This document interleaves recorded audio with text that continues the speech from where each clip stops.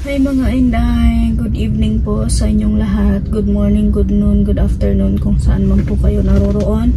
And it's me again, nagbabalik mga Inday Boryat. At this past video po mga Inday is happy kami ni Eric simula nang umuwi ako dito sa Cebu. Sinurprise ako siya mga Inday and we spend time kasi sinabi ko sa kanya mga Inday na umuwi ka dito na para mag-spend time sa akin, pero ako yung naglaag-laag lang, nagumagala-gala lang, pero okay lang sa kanya mga Inday kasi siya mismo yung nagpupush sa akin na pumunta doon at saka hindi naman talaga ako umaalis na iwanan siya na walay tuyo ba, wala talagang kailangan. But this time mga Inday is hindi ko inakala na nung 17 days na wala ako dito sa Cebu, hindi kami nagkasama mga Inday. I'm not thinking na nagkasakit pala siya. Hindi pala siya totally okay na wala ako dito mga. Hindi lang niya sinabi sa akin na hindi siya okay kasi nga namatay ang lola ko. Tapos yung kasama ko nagkasakit pa rin mga Inday. Tapos may problema pa sa bahay. So hindi niya sinabi sa akin na umatake pala yung asthma niya mga Inday. At saka yung wala ako dito, sometimes daw feeling okay siya, sometimes naman daw is umaatake. Tapos yung ginagamit niya is yung inhaler na wala nang laman. Sabi ko bakit yan lang ang ginagamit mo palagi?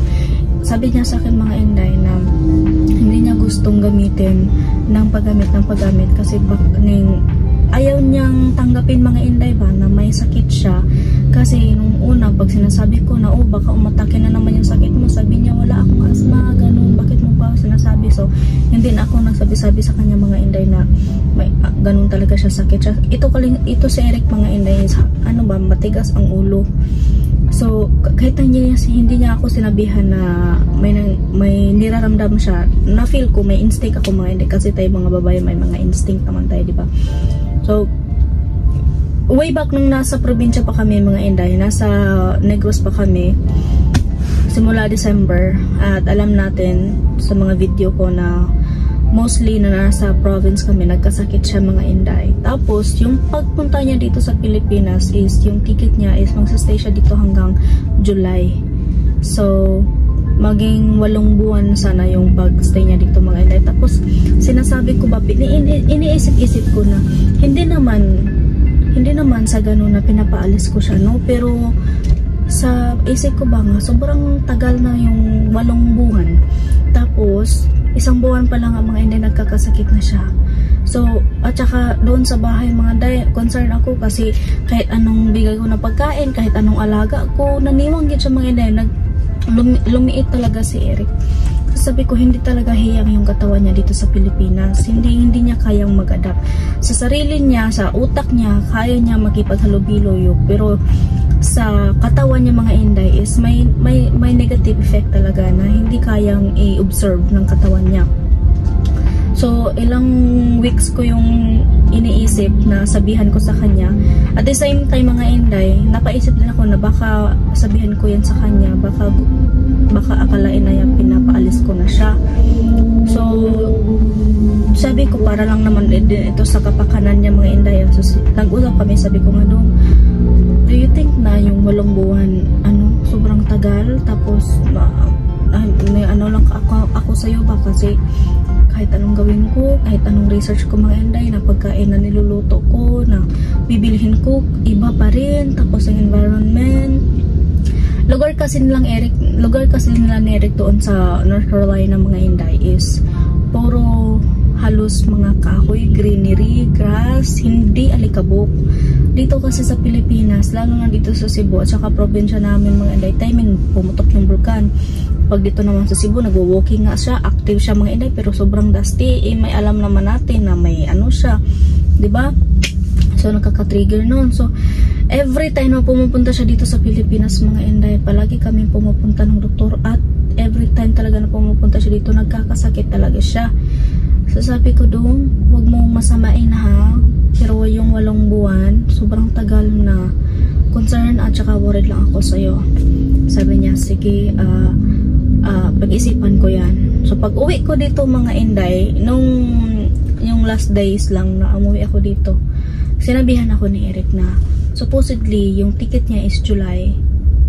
Nakapag-decide na siya na i-rebook yung ticket niya mga Inday sa March. So sabi ko, March? Next month na mga Day, February na ngayon. Tapos next month March na. Sabi ko nga, hala, hindi ba kaya ito hindi kaya ito dahil sa akin? Kasi bakit ura-urada? Bakit madaang dali? Sabi ko ako bang dahilan? Ako bang dahilan kung bakit ka ang aga mong umalis? Sabi niya, ikaw ang nagsuggest sa akin eh. Sabi ko, yes. Pero nashock ako mga Inday na ako yung nagsuggest niya. Pero hindi ko akalain agad-agad.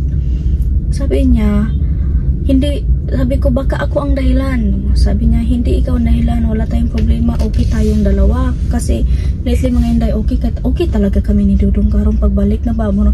Sinabi nila na love is sweeter in the second time. Para masasabi ko na oo. Pero may panahon pa din mga Inday na tutupakin talaga ako. Lalo na siguro may regla akong parating na grabe, irritable ko ay ko mga Inday lately kasi may regla ako, yung cramps ko. Sabi ko, baka ako ang dahilan. Sabi niya, no, we are so good, we're doing well, ganon mga Day. So in-explain niya sa akin kung bakit niya binook yung ticket niya o nirebook yung ticket niya pauwi ng Amerika agad-agad sa last week of March kasi for something reason. May business siya mga Inday.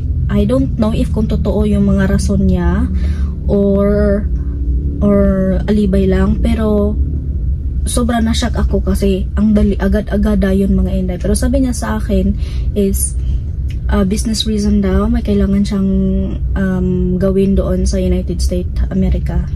Grabe no.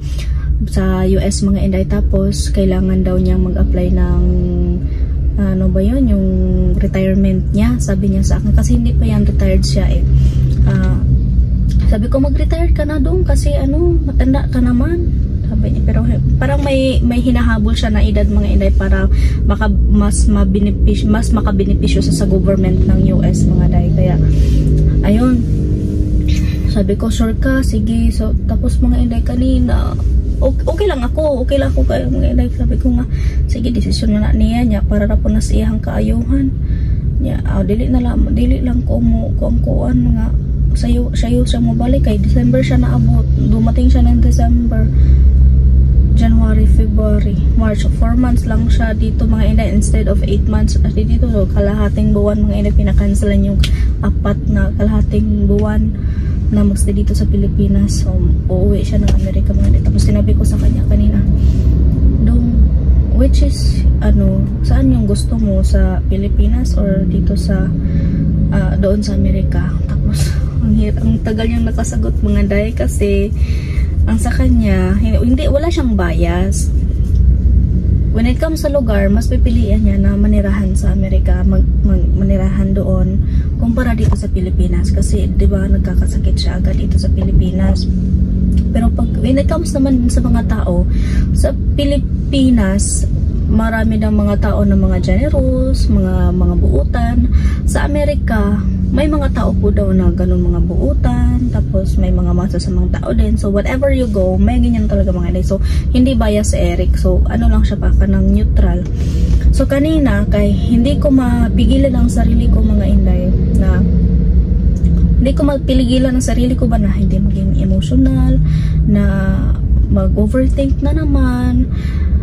Kasi manggod si Eric manggod mga Inday kasi nag-start na siya nga manghiring-hiring ba, nag-start na siyang kung makausap ng mga tao tungkol sa visa, ganun, sa dalhin daw niya ako sa Amerika.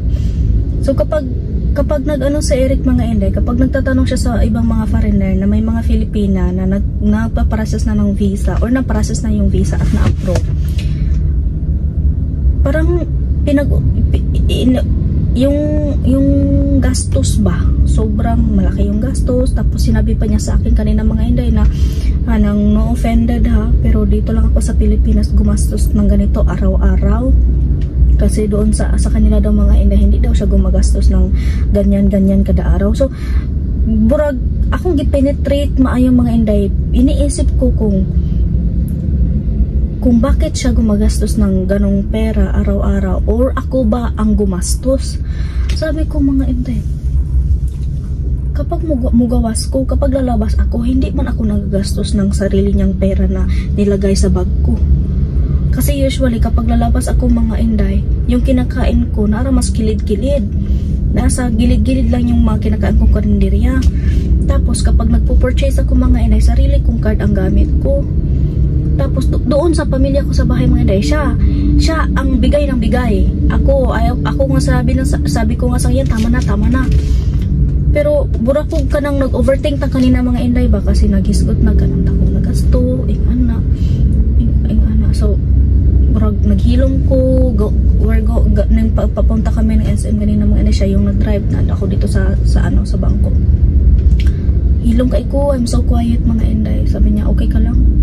Sabi ko, oh, pero ma-detect niya talaga, mga inday ba, na hindi ako okay.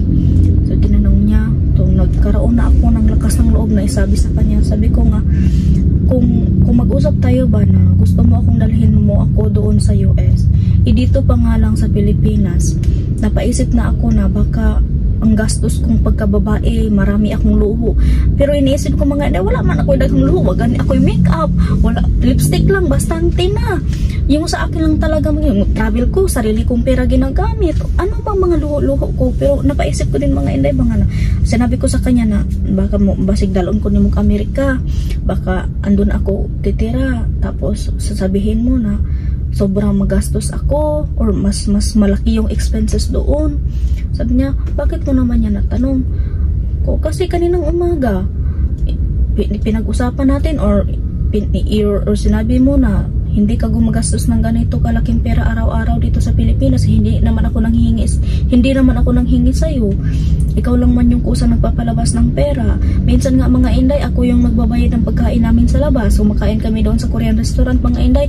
Yung inhaler niya, yung mga damit niya, pera ko yung ginagamit. So gusto ko kasi sa relasyon, mga inday, is 50-50 ba? Hindi ko gusto na siya lang lahat, ang kinin lahat. Kaya di man ko ganahan gud, mga inday, magstorya og kabahin gud anang gastos gud. Hindi ko ganahan ba nya. Mura kog na trigger ka ganina. Nya basta mura kog ka nang siguro po, mga inday, kasi yung cycle ko is parating na rin yung cycle ko Pero basta when it comes talaga sa pera, mga inday, pag-uusapan na malaki ng gasto. May irita ako kasi pag sinasabi na malaki ng gasto, mura po kung wala gagastog akong kwarta. I just want nga ng kuandra ba, label ming duha ba. Hindi ko man kaya na pantayan yung nagastos niya sa pamilya ko, pero never akong nagsabi sa kanya, ikaw magasto niyan, o never yung mga pamilya ko nang magsabi na magastos ka. Ako pa nga yung sumasabi sa kanya na wag. Generous lang juga siya, mga inday ba. Generous lang juga siya, mga inday. Pero pagdating ng panahon, parang kanina, baliwala lang sa kanya, pero sa akin dinimtib ko na. Sabi ko sa kanya na, mga inday, na wag na lang, dito na lang. Sa isip ko ba, sabi ko na, mas mabuti na lang siguro na umuwi ka, wala gyud. Okay kayo man daw, mga inday, pero normal rin sa relasyon na mga ingani ba. Normal rin siguro ni, pero laban lang taani. Basta kay napatay buhi dari sa kalibutan, di kita mahutag problema. Na ako mga uban niya nga mag-comment, puro lang daw problema yung ina-upload ko. Yan lang nga, buhay ko to, sinishare ko sa inyo, buhay ko yung experience ko Tapos kanina, mga inday, kasi nagpa-ID ako kanina, nag-wait ako ng 30 minutes, nag-wait kami ng 30 minutes para makuha yung ID ko, kasi may piniprepare din ako, mga inday.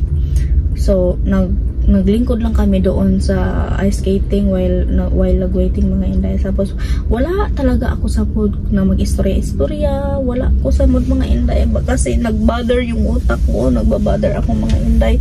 So siya, kay burag na akwardan siguro siya na wala ko istorya.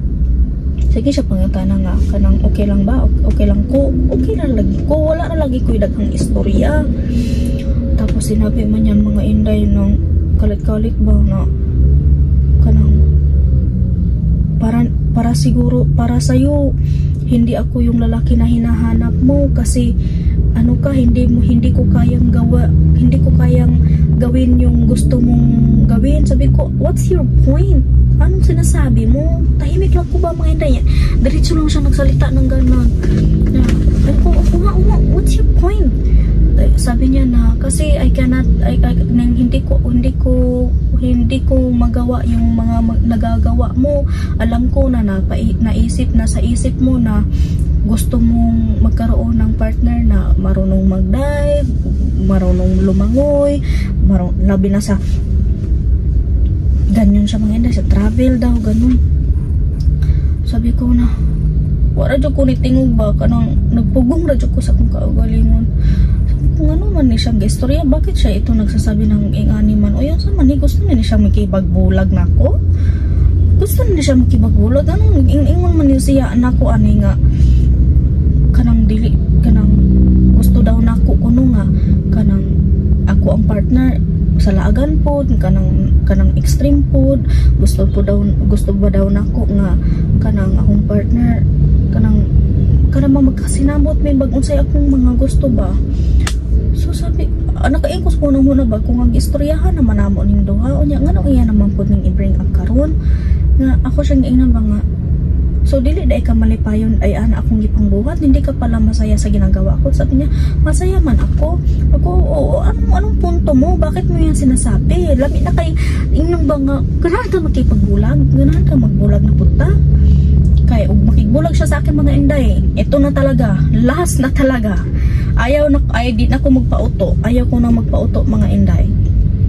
Bata pa ko. Kaya ko ang sarili ko. Kaya ko, wala man akong maraming pera kagaya niya mga Inday, pero mas okay na lang siguro na mag-iisa na lang ako na wala akong marinig na malaking gastos. Sabi ko kanina, bakit mo yan sinasabi sa akin? Labi kay ginong ba nga, magkipagbulag na ka? Magbulag na! Pero burag nagpugong ra siya mga Inday ba? Sinabi, nag-ihang response ako. Walang point, sinabi ko lang. Walang point, sinabi lang daw niya mga Inday. Tapos gusto unta na ko ba?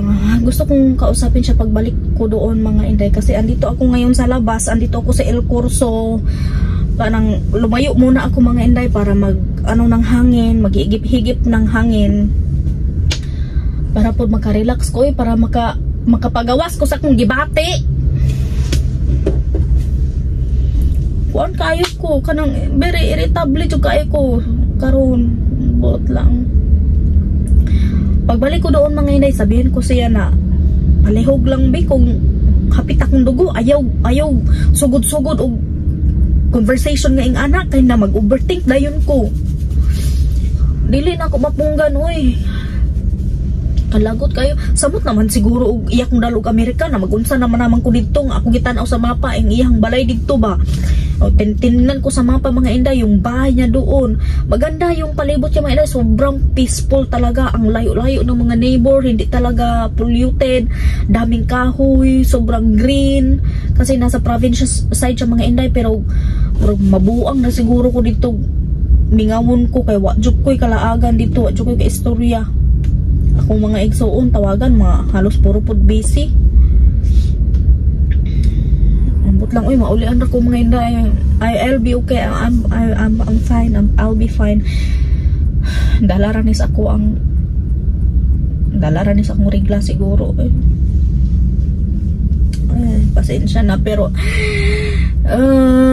maulian ra ko. I'll be okay. Nagkulay na ko ron dito mga Inday. Ihilak na ko nigtama ni akong gibate din nagbalik na ko ron dito, ma-okay na ko.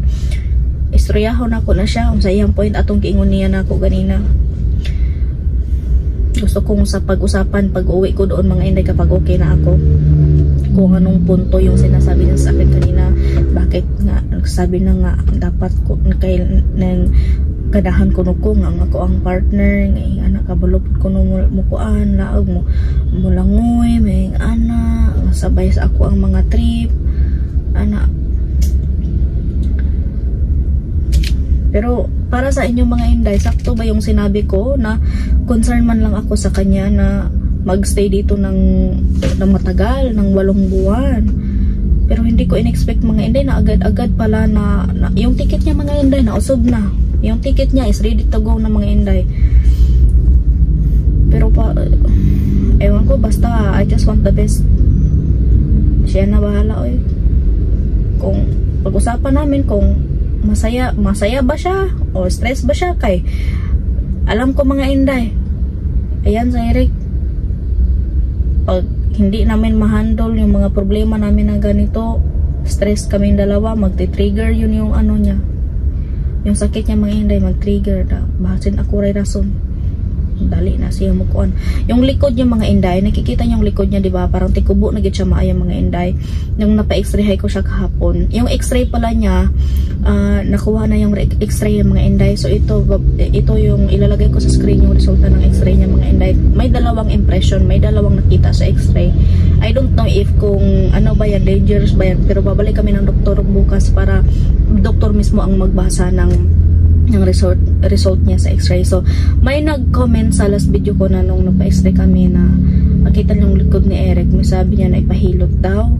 Hindi na po siguro madalan yung likod ni Eric kasi nga binilhan ko na nga siya ng ano, yung something na pang lagay sa likod para mag-stay siya, maglakaw ba kasi ana nagit siya mga Inday. Pero nag-research ako doon sa result niya, isa yung pag tikubo na niya, resulta na talaga sa gulangon ba, tapos siguro muna ginaihang likod, hindi na gid na siya mausog. So mga Inday, kay basig gutom na siya ron, uwi na muna ako mga Day kasi baka nagugutom na yun sa Eric. Okay, sabihin ko sa kanya kung ano mang gusto niyang kainin dito kasi dito ko na lang bilhin di na lang ko magluto mga Inday kasi wala ako sa mood na lutuan siya.